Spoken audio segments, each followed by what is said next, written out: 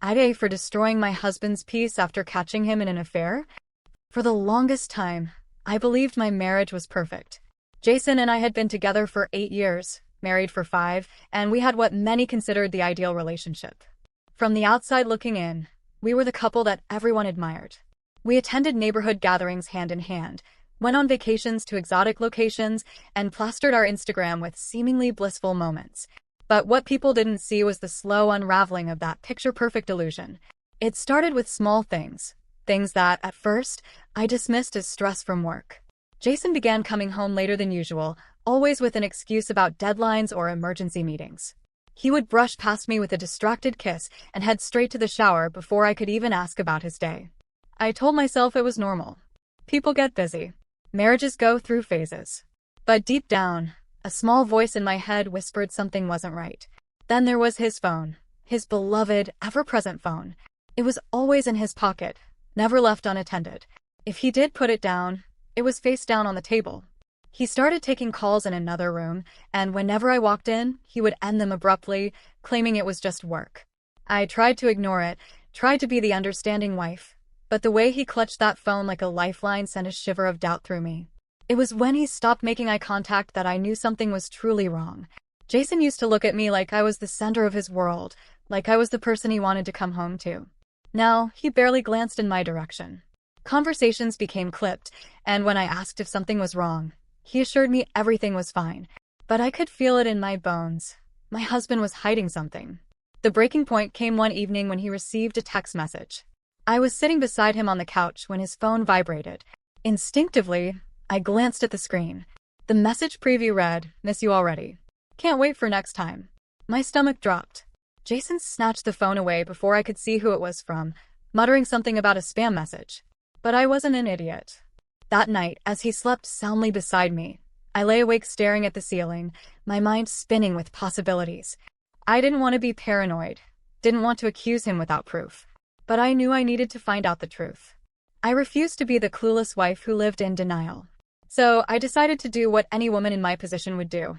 I started digging. And what I found would change everything. I never thought I'd be the kind of woman to snoop through my husband's things. I believed in trust, in open communication, until Jason changed. It started small. He became distant, less affectionate. His phone, once casually left on the counter, never left his side. He started working late, too late. At first, I told myself I was overthinking. Stress, maybe. But deep down, something gnawed at me. One night, while Jason was asleep, his phone buzzed. The screen lit up with a message from a contact saved as work, but work doesn't send heart emojis at midnight. My stomach twisted, but I knew I needed more than a gut feeling. For weeks I watched. I noted his patterns, his odd new cologne, the way he smiled at his phone but barely looked at me. Then the opportunity came. He left his laptop open on the dining table and went to shower. His email was right there. My hands shook as I clicked. There it was. A thread of emails with someone named Lauren. Explicit. Loving. Conversations spanning months. Talk of hotels, secret rendezvous, and worst of all, his certainty that I'd never find out. My blood ran cold. I felt like I was drowning in betrayal, but I couldn't afford to break down. Not yet. Not without a plan. Instead of confronting him right away, I took screenshots. Every message. Every hotel receipt. Every sickening word. I transferred the files onto a USB and backed them up in cloud storage. But I needed more. The next day, I hired a private investigator. If Jason thought he was clever, he had no idea who he was married to. 2 weeks later, I had everything. Photos of them at a restaurant, hands intertwined like a pair of teenagers in love. Hotel check-ins, time-stamped with his exact excuses to me. Phone call logs showing daily, hours-long conversations. Lauren was married too. Her husband was blissfully unaware, just like I had been. The weight of the truth crushed me. I stared at the evidence for hours, my fingers trembling over my keyboard, debating whether to confront Jason immediately. But no, a simple fight wouldn't be enough. Screaming at him, crying, demanding answers. What would that accomplish? He'd lie, gaslight me, beg for forgiveness, maybe even promise to change. I'd seen it happen to other women, and I refused to be another name on that list. Jason had built this perfect little illusion of a marriage while treating me like a fool. He thought he was untouchable. He was wrong. I wasn't just going to expose him. I was going to ruin him. And so I wiped my tears, took a deep breath, and smiled. The game had just begun. Jason had no idea I knew. That was my greatest weapon. The moment I discovered his affair, every fiber of my being wanted to scream, to throw his belongings out, to confront him in a storm of fury and heartbreak. But I didn't. Instead, I swallowed my pain and let it sharpen into something more useful. Strategy. I spent the next month becoming the wife Jason thought he still had. I smiled at him. I laughed at his half-hearted jokes. I kissed him goodnight as if my heart weren't cracking a little more each day. I became more attentive, more loving, ensuring that he never suspected a thing. While I played the role of the oblivious wife, I worked in the shadows. I needed more than just screenshots of text messages or a few receipts. If I wanted to completely unravel Jason's life, I needed an airtight case. I bought a small voice recorder and placed it inside his car, nestled deep under the passenger seat. Every morning, while he thought I was still asleep, he'd drive to work and to her. The recorder caught everything. His sickly sweet whispers, his pathetic promises of love to Lauren, his cruel remarks about how dull and predictable I had become. I even hacked into his email. I knew his passwords. He wasn't as smart as he thought. There, I found everything I needed. Hotel confirmations, flight bookings, even a love letter he had drafted for Lauren but never sent. My favorite find? An email to a mutual friend where he complained that I had let myself go and that being with Lauren made him feel alive again. Alive, huh? I'd make sure he felt every bit of what was coming. I compiled everything. The texts, the voice recordings, the emails. I made backups, stored them in different places, and even sent copies to a private email in case he ever tried to delete them. Then I planned the grand finale. A special night. I told Jason I wanted to make up for our recent distance and planned a romantic dinner at home. I pulled out all the stops. His favorite meal, candles, soft music. I made sure to wear the dress he used to love, the one he hadn't complimented in years. He ate it up, basking in the attention, never once suspecting the storm brewing beneath my smile. Halfway through dinner, I gently placed my hand on his and told him I had a surprise for him. His eyes lit up. A surprise? Yes, I said sweetly, my fingers tightening around his. Something that will change everything. I reached into my bag and pulled out a small, sleek USB drive, setting it down between us. His smile faltered. My heart pounded as I leaned in, lowering my voice to a whisper. Let's watch it together, shall we? And just like that, the trap was set.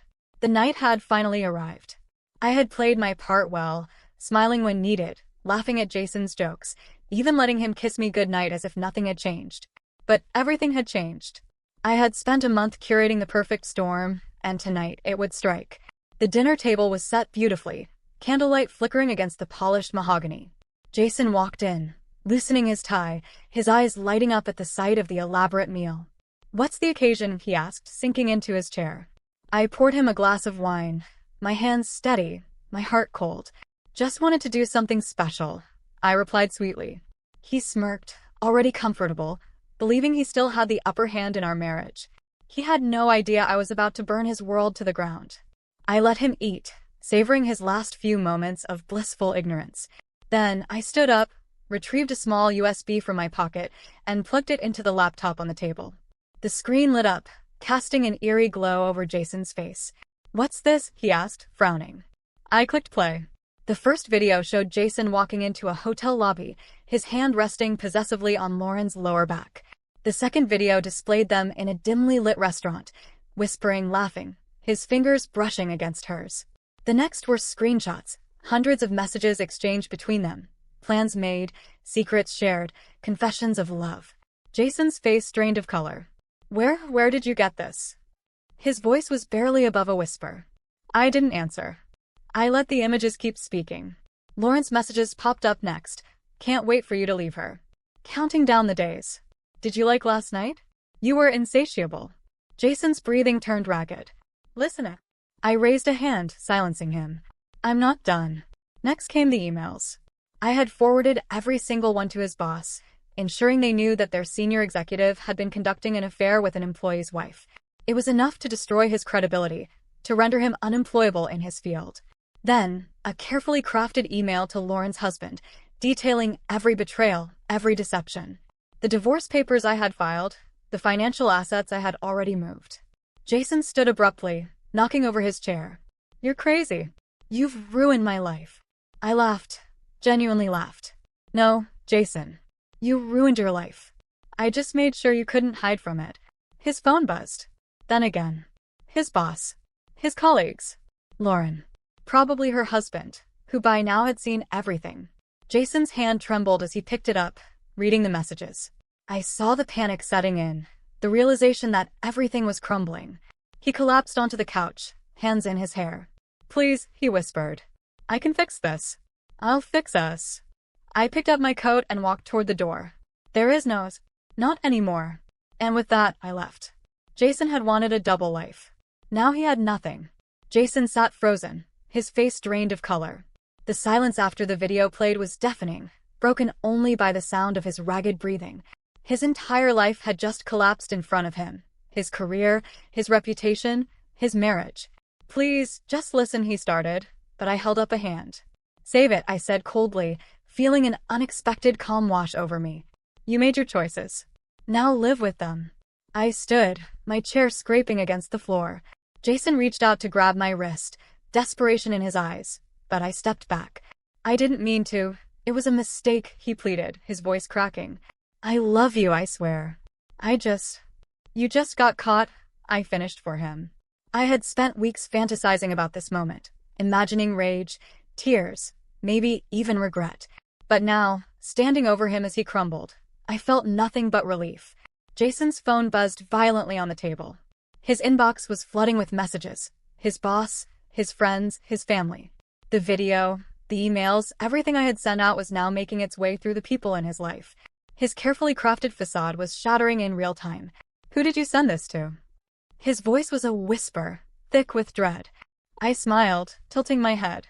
Everyone. His jaw clenched. He turned away, gripping his hair like a man on the verge of collapse. I let him sit with his misery. I walked upstairs and grabbed the suitcase I had packed weeks ago. The divorce papers were already prepared, airtight, ensuring I walked away with what I deserved. Jason had ruined our marriage, but he wouldn't ruin my future. By the time I reached the door, he had sunk to the floor, head in his hands. Please, he choked out. I'll do anything. I didn't bother responding. As I stepped outside, the cold air hit me, but it felt invigorating. For the first time in years, I wasn't weighed down by doubt, suspicion, or heartbreak. I was free. Lauren's husband had already called me earlier, thanking me for the evidence. Their marriage wouldn't survive this either. And Jason's job? Well, his company had strict policies about workplace affairs. He'd be unemployed by morning. I climbed into my car, started the engine, and took one last look at the house that had once been my home. It wasn't anymore. My phone buzzed. A message from an unknown number. You did the right thing. He deserved it. Lauren's husband. A slow smile spread across my face. As I drove off, the weight on my chest lifted. No more lies. No more betrayal. No more pretending. Jason would wake up tomorrow with nothing. But me? I was finally free.